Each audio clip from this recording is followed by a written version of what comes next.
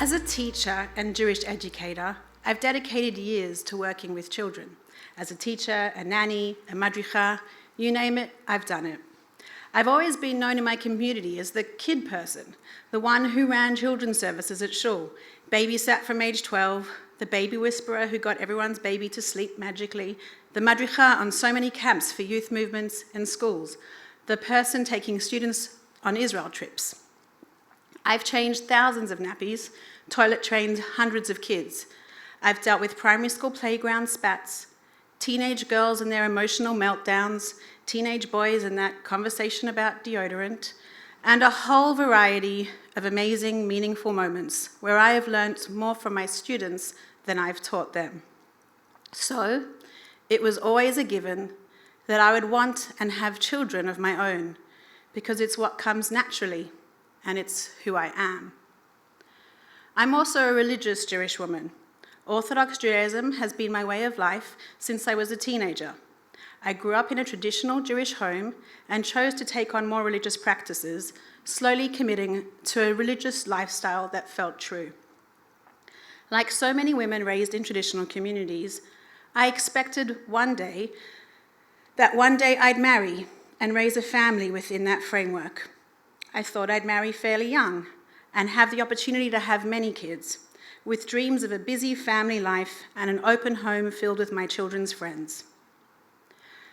After exhausting the small religious dating market here, I spent 15 years living overseas in Israel and London, immersed in and contributing to vibrant Jewish communities while searching for a husband in the traditional Jewish way.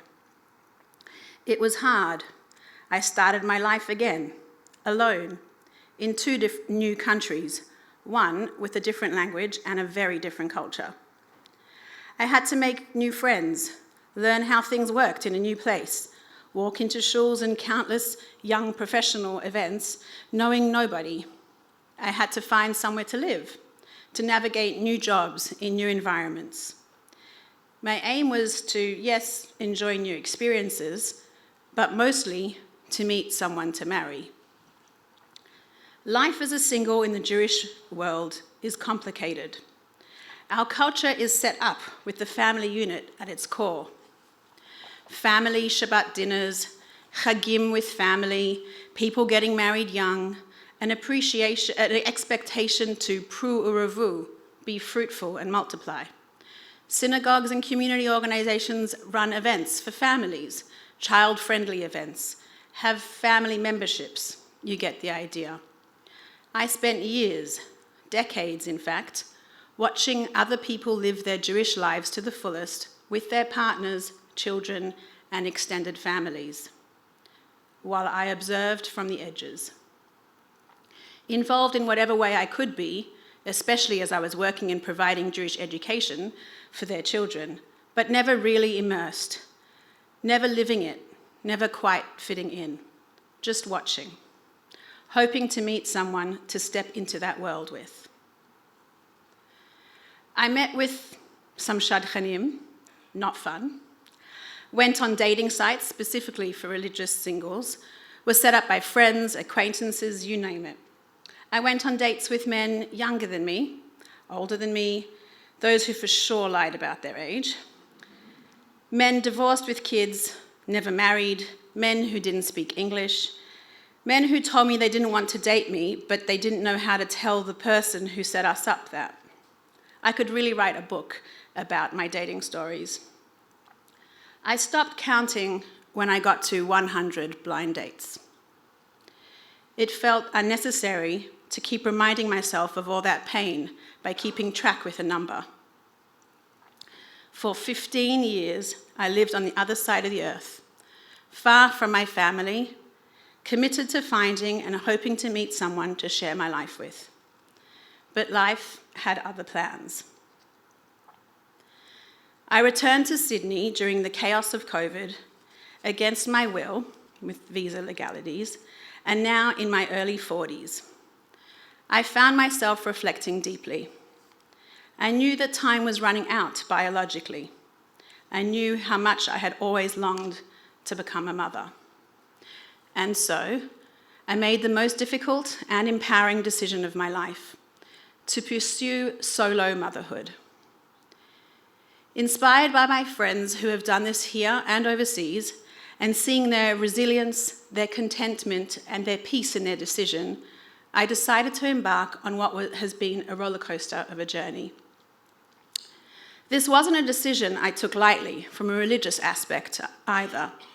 As someone who lives her life according to halacha, Jewish law, I needed to ensure that every step I took aligned with this law. There are many religious women who have become solo mothers in Israel and elsewhere. It's not that unique at all, except that here, in Sydney, it is. I needed to find out exactly what the halachic concerns and ramifications could be for me and my future child. Fertility treatment is complicated for everyone, but when you add in Jewish law and being single, you could think it would be just too complicated to be accepted, to make it fit into the parameters of Jewish practice. But that's not the case. Everything has been investigated, studied, debated, and decided upon.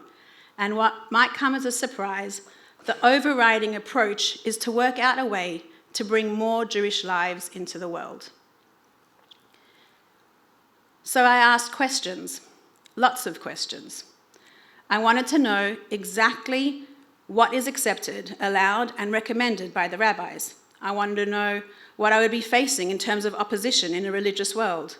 And I wanted to have the answers so I could teach those who just assumed that I was doing something wrong and outside of the bounds of Judaism. I needed the justification and rulings for everything. Some halachic concerns that came up were irrelevant to me as a single solo mother, but nonetheless interesting to learn about. What was relevant to me was knowing what IVF processes may have consequences to the Jewish status of my child. For example, even though in Orthodox Judaism our Jewish status comes from the mother, what about the sperm donor? Should he be Jewish or non-Jewish? Most rabbis say that he should be non-Jewish. That way you are limiting the chances that his future kids would meet and end up together. If he isn't Jewish, and my child stays connected to their Jewish culture, marrying someone Jewish, it's highly unlikely they would be dating his child. Another potential issue is with egg donation. I was not so young. Perhaps I wouldn't get any eggs, or my eggs would be of such inferior quality that no embryos would form. Could I get an egg from someone else, or a donor embryo? What is the Jewish status of that baby? Who is the mother? Me, as I would carry the pregnancy, or the egg donor, who may not be Jewish? Will my child be considered Jewish? So this is a complicated one. The general principle is that whoever gives birth is the mother. So my pregnancy, my child, even if I share 0 DNA with the child. But some rabbis disagree. So they're strict about this, and in this case, with an egg donor, they would do a backup conversion once the baby is born to take away any doubt as to whether the child is Jewish. I had no idea about my egg quality at this point, but it was important for me to go into this whole subject, knowing what the potential ramifications could be. Another question is that of supervision. It's quite topical right now, as you may have seen in the media recently. It has been found that there have been some mix-ups with the wrong embryos being implanted into the wrong women. As I said before, the Jewish principle would be that whoever gave birth is the mother. But what happens if you then find out that was not genetically your child? You end up with someone else's child, and your genetically Jewish child was implanted into a random person.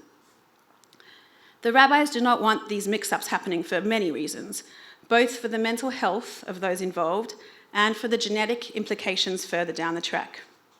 Mistakes happen, and human error is real. So a supervision system has been developed. Similar to a mashgiach, who supervises kosher caterers, restaurants, etc., there is a system where a mashgicha, a female supervisor, is physically present during all steps of the IVF process.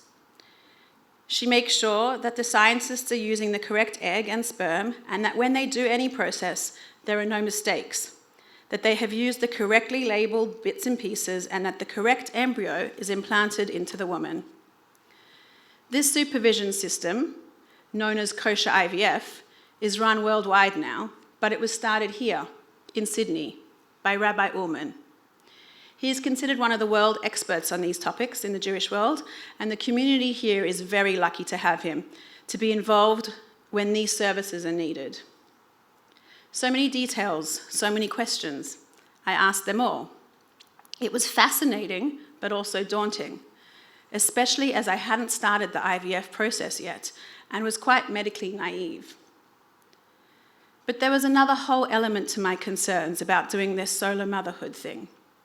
To my knowledge, I'm the only religious woman in Sydney who has done this.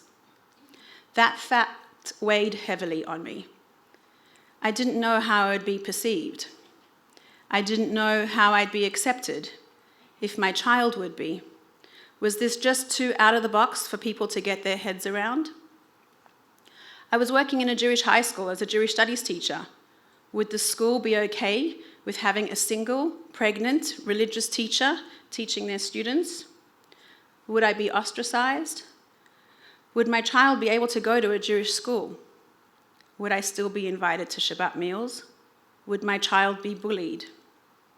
I was very, very concerned about how I'd be viewed. And this whole topic nearly stopped me from going ahead with this, multiple times. But I knew how much I wanted to be a mother. I tried to imagine how I would feel in 10 or 20 years, and was just so sad to know that because of perceptions, I may miss out on who I was meant to be. So I did it. But I kept the process secret from almost everyone, except my parents, who were super supportive and were amazing at keeping a massive secret, and the incredible team at AJFN. At first, I didn't know if they would support a single woman, and I didn't want anyone knowing what I was doing. So I sent an anonymous email to ask if I'd be supported. The answer was so caring and compassionate. Thank you, Beck. They told me that, of course, I would be supported. IVF is not necessarily a simple, smooth process, especially when you're 43 with no frozen eggs. The journey was long, it was expensive, it was exhausting. I endured failed cycles, painful procedures, and countless moments of despair, all while continuing to work, to show up, to smile. And yet inside, I was carrying an enormous emotional burden, silently. I missed days of work as I was having an egg collection or an embryo transfer, each time under anaesthetic, then turned up at school the next day as if nothing had happened and taught a bunch of rowdy teenagers. I injected myself every night and went for blood tests and ultrasounds every 2 to 3 days for months on end. I disappeared from the staff room to find a quiet spot for phone calls from the clinic with updates or to be told that the cycle had not worked again. I just took a deep breath and went back to work. I was used to doing things alone. I've been on my own as a single woman for many years and have developed an inner strength because of this, because I had to. But this was different. There were so many ups and downs, so many decisions to be made alone, and such frustration that my body just wasn't doing what I wanted it to do. I might be religious, but I'm also a believer in science and medicine, and I was so frustrated that it just wasn't working.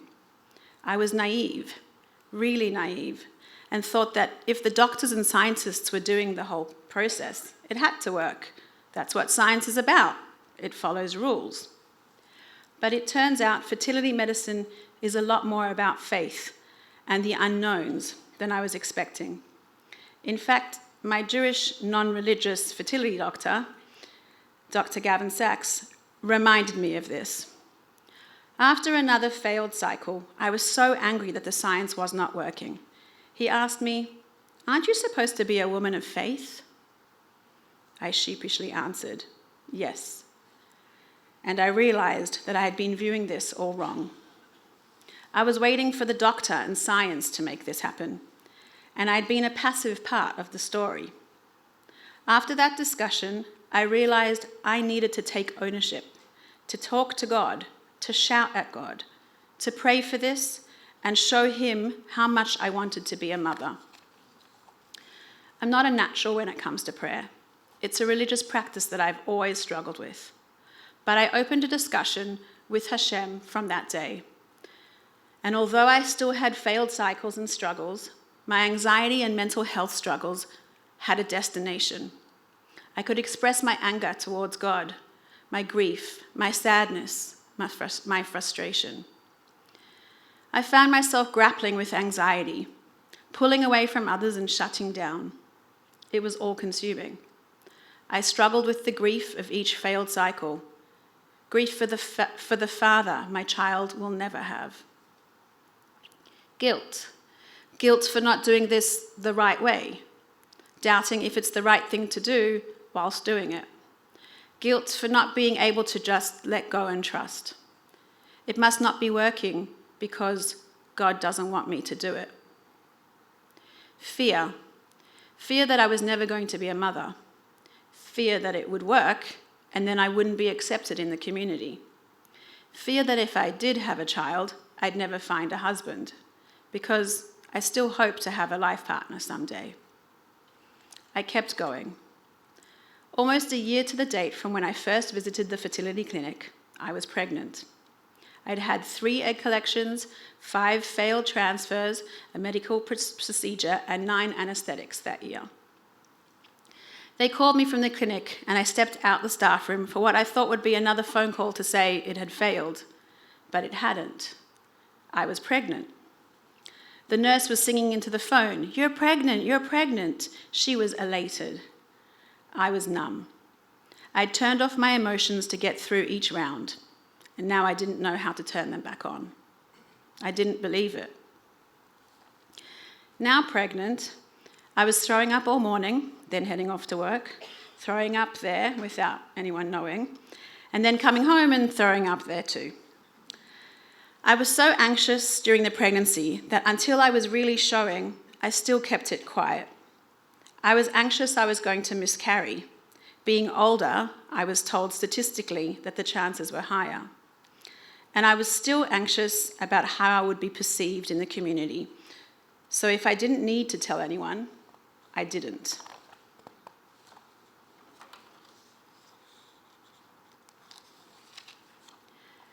I told my brothers and sisters-in-law only once I had passed my first trimester. They had no idea I had been doing this for the past year. My brother finally worked out why I kept refusing the whiskey at Shabbat meals. But I was still so scared I was going to lose it. During the last week of the school year, I had my 20-week scan, and I'd lost so much weight I could still hide the pregnancy. Some colleagues knew from a bit earlier on, but on the last day, I was farewelled, and it was only explained then that I was pregnant. I still couldn't really believe that I was pregnant, and until I felt movements, it didn't seem real at all. In fact, it still didn't feel real until I had given birth and had a baby in my arms. Somehow, I was now a mother. I had created a whole person and a new family. Actually, it still doesn't feel real now sometimes. Every morning when I wake up, I see my baby girl, and I'm surprised and then filled with such gratitude. I've been saying Modeh Ani with her since birth, thanking God for each new day with her, and I've never felt more grateful. Being a part of a community can be a blessing and a curse. I carried so much anxiety about how I'd be perceived doing this. I made up stories about what my future would be like being ostracized. I decided what others were thinking without giving them the chance to share what they actually thought. I pulled myself away and shut down, keeping what was a hard process to myself, making it even harder. I judged people who weren't judging me. I'm a solo mum to a wonderful 14-month-old daughter, Liel Shira, who was conceived through IVF using anonymous donor sperm. She has been so warmly embraced by the community, it's unbelievable. My immediate family has been beyond amazing, and Liel is so lucky to have an incredible Bobby and Zadie, doting uncles and aunts, and a bunch of loving Rosettenstein cousins. The community has welcomed her in with such warmth and excitement too. When we arrive at shul, I have all the community kids running towards me to see if Liel is awake. They just want to see her, play with her, see how she's grown, see what she's wearing. It's really special. She's not just mine, she's the community's. When people found out about me being pregnant or having given birth, they didn't just accept it. They praised me and told me how proud they were of me and how happy they were that I get to be a mother. Many older married women have told me that if they had had the possibility when they were younger and had not found someone, they would have wished to do this, and they are so glad that I could. Others have been intrigued and have asked for me to explain the medical or halachic details. I'm happy to share. I'm an educator, after all. It seems that I've become a bit of a trailblazer in the community. It was never my reason for doing it or my plan, but I embrace it with pride. I'm happy to help others on the journey and to open the space for others to do the same. They don't need permission, and I hope that they see that. If I'd known what I know now, I would have done this years ago. Fertility treatments are fantastic, but our biological clocks are still ticking, and I recognize how incredibly blessed I am that it actually worked and that I have a happy and healthy daughter. Although my journey to motherhood took an unconventional path, I embrace it proudly. Being a mother is something I've dreamed of for as long as I can remember. And while I never imagined I'd become one in quite this way, I'm so grateful to be living that dream today. I carry my experiences with strength, and I feel more connected than ever to my faith, to my daughter, and to the community I've always served. And now, I get to live my dream every day with the bright, joyful, cheeky little girl who lights up my world. We're on this adventure together, and I wouldn't trade it for anything.